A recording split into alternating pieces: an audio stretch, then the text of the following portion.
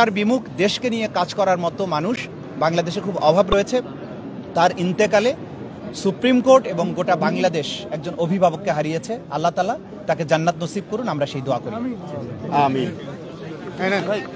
ভাই সময়টা দিন।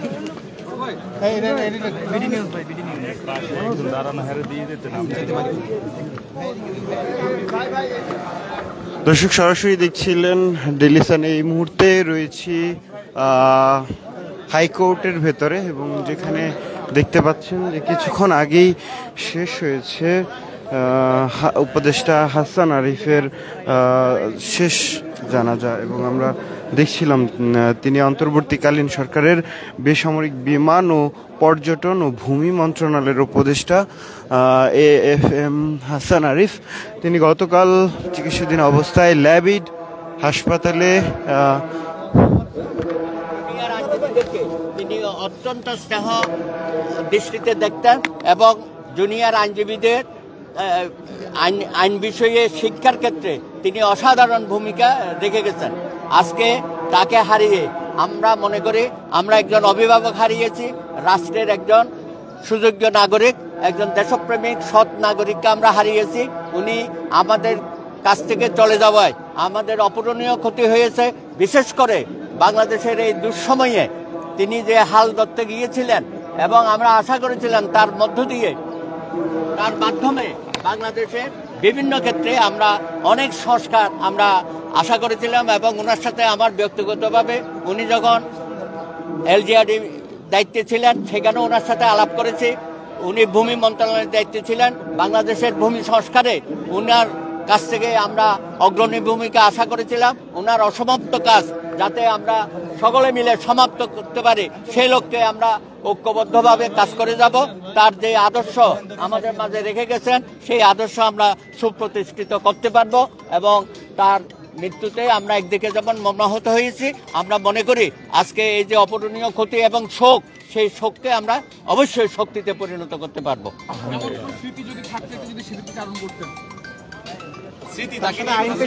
অবশ্যই স্মৃতি আছে, তার সাথে তো আমার প্রায় 40 বছরের সম্পর্ক।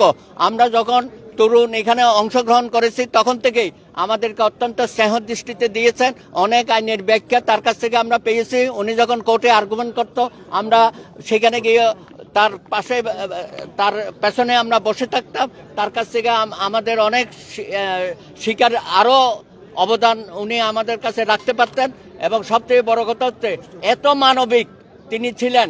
আমরা যখনই কোনো প্রবলেমে পড়েছি, ধর্মীয় সংখ্যালঘু বিষয়েও তিনি আমাদেরকে যত সহযোগিতা করেছেন।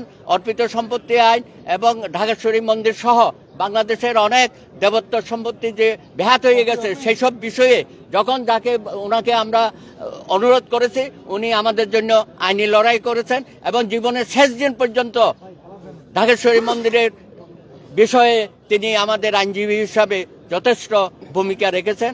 আমরা আশা করি যে তার যে ভূমিকা আমরা সাহস পেয়েছি, আগামী দিনও আমরা তাকে স্মরণ করে আমাদের এই আইনি লড়াইয়ের বিষয়গুলো আমরা এগিয়ে নিয়ে যাব। আপনারা জানেন তিনি আমাদের ঢাকেশ্বরী জাতীয় মন্দিরের উপদেষ্টা ছিলেন।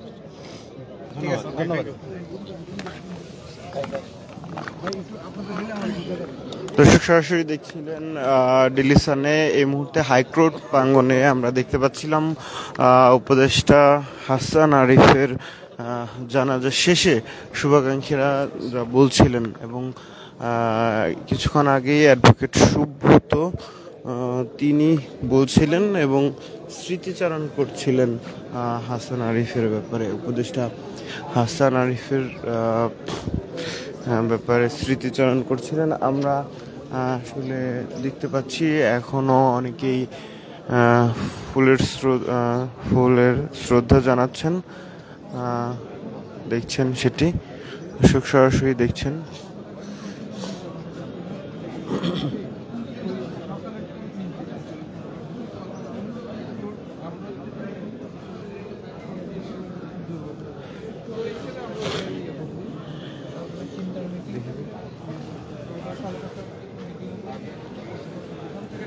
দর্শক সরাসরি দেখছিলেন এবং যারা আসলে এসেছিলেন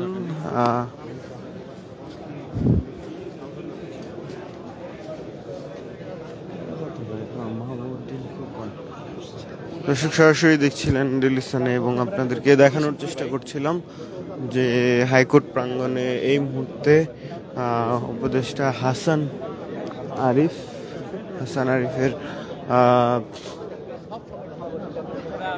আরিফের মৃত্যুর পরে এখনো পর্যন্ত তার মরদেহটি এখানেই রয়েছে। কিছুক্ষণ আগেই তার জানাজা শেষ হয়েছে এবং আমরা এই মুহূর্তে দেখানোর চেষ্টা করছিলাম আপনাদেরকে। এবং যদি জানিয়ে রাখি, রাজধানীর শুক্রবার বেলা 3টায় রাজধানীর ল্যাবিড হাসপাতালে হৃদরোগে আক্রান্ত হয়ে উপদেষ্টা হাসান আরিফ শেষ নিঃশ্বাস ত্যাগ করেন। বেসামরিক বিমান পরিবহন ও পর্যটন মন্ত্রণালয়ের সিনিয়র তথ্য অফিসার তিনি বিষয়টি নিশ্চিত করেছিলেন। এবং যেমনটা আসলে বলছিলাম যে হাসান আরিফের বয়স 85 বছর, তিনি এক ছেলে, এক মেয়ে, অসংখ্য আত্মীয় স্বজন, সহকর্মী ও গুণগ্রাহী রেখে গেছেন। ল্যাবেট হাসপাতালের জরুরি বিভাগের গতকাল কিন্তু শুক্রবার রাতে ধানমন্ডির 7 নম্বর বাইতুল আমান মসজিদে উপদেষ্টা AFM হাসান আরিফের প্রথম জানাজা অনুষ্ঠিত হয়। এছাড়া হাইকোর্ট প্রাঙ্গণে আজ বেলা 11টার দিকে তার আরও একটি জানাজা সম্পন্ন করা হয়, নামাজের জানাজা। দেখছি যে বিভিন্ন পক্ষ থেকে কিন্তু দেওয়া হচ্ছে। বাংলাদেশ পূজা উদযাপন পরিষদের পক্ষ থেকে, হিন্দু খ্রিস্টান বৌদ্ধ ঐক্য পরিষদের পক্ষ থেকেও কিন্তু তাকে ফুলের শুভেচ্ছা জানানো হয়েছে। দর্শক সরাসরি দেখছিলেন ডেইলি সানে এবং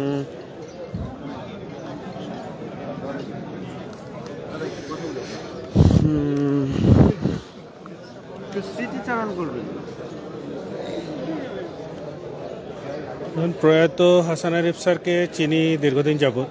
আমরা জুনিয়র আইনজীবী হিসেবে যখন এই আদালত প্রাঙ্গণে অংশগ্রহণ করি, তারপর থেকে তো আমাদের সামনে অনেকগুলো উজ্জ্বল নক্ষত্র ছিল। সেই নক্ষত্রগুলোর মধ্যে অন্যতম একজন ছিলেন হচ্ছে হাসান আরিফ স্যার। স্যারের সাথে অনেকগুলো মামলাতে জুনিয়র হিসেবে আমার অ্যাসিস্ট করার সুযোগ হয়েছে এবং এছাড়াও ওনার পারিবারিকভাবে ব্যক্তিগত অনেক বিষয়ই ছিল যেগুলো নিয়ে উনি শেয়ার করতেন, অনেক কিছু আলাপ আলোচনা করতেন। ফলে এক ধরনের একটা ঘনিষ্ঠতা ছিল।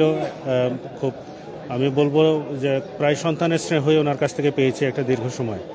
ফলে ওনাকে হারিয়ে আসলে একজন আত্মীয়কে, একজন স্বজনকে হারানোর যে বেদনা, ঠিক সেটাই আসলে অনুভব করছি। তো আজকে ওনার এই শেষ বিদায়ের যাত্রায় শুধু একটাই কথা মনে পড়ছে যে ওনার অনেকগুলো অসমাপ্ত কাজ ছিল, যেগুলোর এখন হয়তো দায়িত্বটা আমাদের ঘাড়ে এসে পড়বে ওনার এই অসমাপ্ত কাজগুলোকে কোনো না কোনোভাবে শেষ করে যাওয়ার। দর্শক সরাসরি দেখছিলেন ডেইলি সানে এবং আপনাদেরকে দেখানোর চেষ্টা করছিলাম সব শ্রেণী পেশার মানুষ কিন্তু আজকে ছুটে এসেছেন উপদেষ্টা হাসান আরিফকে শেষ সময়ে একটিবার দেখার জন্য এবং শ্রদ্ধা জানানোর জন্য।